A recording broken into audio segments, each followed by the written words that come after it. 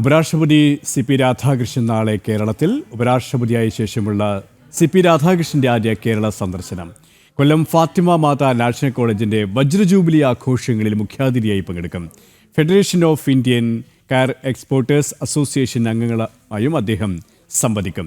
ചൊവ്വാഴ്ച തിരുവനന്തപുരം ശ്രീ ചിത്ര തിരുനാൾ institute four medical sciences and ടെക്നോളജിയും ഉപരാഷ്ട്രപതി സന്ദർശിക്കും. വിവരങ്ങളുമായി എം മനോജ് ചേരുകയാണ്. മനോജ്, ഉപരാഷ്ട്രപതി സ്ഥാനം ഏറ്റെടുത്ത ശേഷമുള്ള ആദ്യ കേരള സന്ദർശനം. എന്തൊക്കെയാണ് ഉപരാഷ്ട്രപതിയുടെ പൊതുപരിപാടികൾ?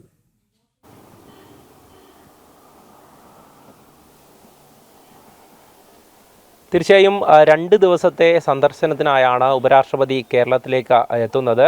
ആദ്യ ദിവസത്തെ പരിപാടികൾ അത് കൊല്ലത്താണ് നടക്കുന്നത്. ഫാത്തിമ മാതാ നാഷണൽ കോളേജിൻ്റെ വജ്ര ജൂബിലി ആഘോഷത്തിൽ അദ്ദേഹം മുഖ്യാതിഥിയാകും. അതോടൊപ്പം തന്നെ ഫെഡറേഷൻ ഓഫ് ഇന്ത്യൻ കയർ എക്സ്പോർട്ടേഴ്സ് അസോസിയേഷൻ അംഗങ്ങളുമായും അദ്ദേഹം സംവദിക്കും. ഉച്ചയോടുകൂടിയാണ് അദ്ദേഹം കൊല്ലത്തേക്ക് എത്തുക. അതായത് തിരുവനന്തപുരത്ത് നിന്നും ഹെലികോപ്റ്ററിൽ ആശ്രാമം മൈതാനത്ത് അദ്ദേഹം എത്തും. അവിടെ നിന്നും വാഹനമാർഗമാണ് ഈ ഫാത്തിമ മാതാ കോളേജിലേക്ക് എത്തുക. ഈ ഫാത്തിമ മാതാ കോളേജിൽ നടക്കുന്ന പരിപാടിയിൽ, ഈ വജ്ര ജൂബിലി ആഘോഷങ്ങളിൽ കേന്ദ്രമന്ത്രി സുരേഷ് ഗോപി അതോടൊപ്പം തന്നെ ഗവർണർ അടക്കം പങ്കെടുക്കുമെന്നാണ് ലഭിച്ചിരിക്കുന്ന വിവരം. എന്തായാലും വലിയ നിയന്ത്രണങ്ങൾ തന്നെയാണ് ഏർപ്പെടുത്തിയിട്ടുള്ളത്. അതോടൊപ്പം തന്നെ പോലീസിൻ്റെ സുരക്ഷയും ട്രെയിൽ റണ്ണുമൊക്കെ നടക്കുന്നുണ്ട്. എന്തായാലും അതോടൊപ്പം തന്നെ ചൊവ്വാഴ്ചയാണ് തിരുവനന്തപുരത്ത് Shri Chithira Thirunal medical science and ടെക്നോളജിയിൽ അദ്ദേഹം സന്ദർശനം നടത്തുക.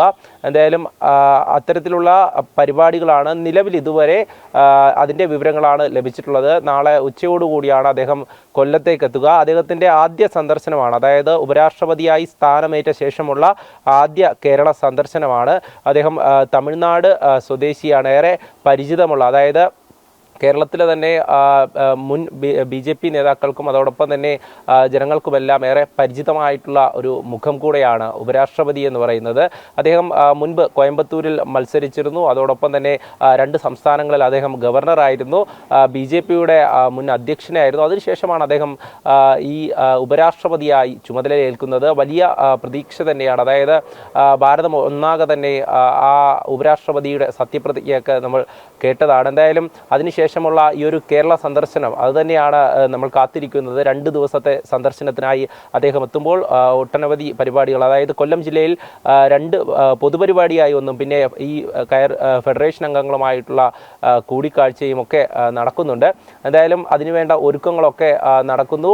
ട്രെയിൽ റൺ അടക്കം നടക്കും. ഈ ഹെലികോപ്റ്റർ കഴിഞ്ഞ ദിവസം തന്നെ ഈ ആശ്രാമ മൈതാനത്ത് അതിൻ്റെ സംവിധാനങ്ങളൊക്കെ പോലീസും അതോടൊപ്പം തന്നെ മറ്റ് സുരക്ഷാ സംവിധാനങ്ങളുമൊക്കെ ഉദ്യോഗസ്ഥരൊക്കെ എത്തി വിലയിരുത്തുന്നുണ്ടായിരുന്നു. എന്തായാലും NSGയുടെ അടക്കം കൃത്യമായിട്ടുള്ള നിയന്ത്രണങ്ങൾ ഉണ്ടായിരിക്കും.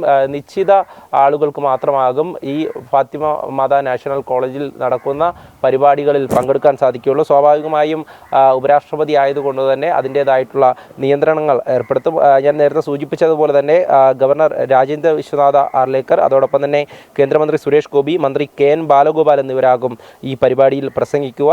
ബിഷപ്പ് പോൾ ആന്റണി മുല്ലശ്ശേരി അധ്യക്ഷത വഹിക്കും. അതോടൊപ്പം തന്നെ NK Premachandran MP, MLA Mar അടക്കം ഈ ഒരു ചടങ്ങിൽ പങ്കെടുക്കുന്നുണ്ട്. KP 2 ദിവസത്തെ സന്ദർശനത്തിനായി ഉപരാഷ്ട്രപതി നാളെ കൊല്ലത്തെത്തും. കൊല്ലം, തിരുവനന്തപുരം ജില്ലകളിലാണ് 2 ദിവസത്തെ പരിപാടികൾ. എം മനോജാണ് വിശദാംശങ്ങൾ നൽകിയത്.